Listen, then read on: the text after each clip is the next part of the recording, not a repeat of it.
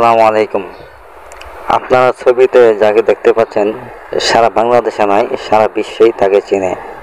উনি হচ্ছেন আমাদের বাংলাদেশের প্রধানমন্ত্রী মাননীয় জননেত্রী শেখ হাসিনা, যিনি প্রতি রাত্রে তাহাজ্জুদের নামাজ আদায় করেন, কোরআন তেলাওয়াত করেন, আল্লাহর কাছে দেশের মানুষের জন্য কল্যাণ কামনায় দোয়া করেন।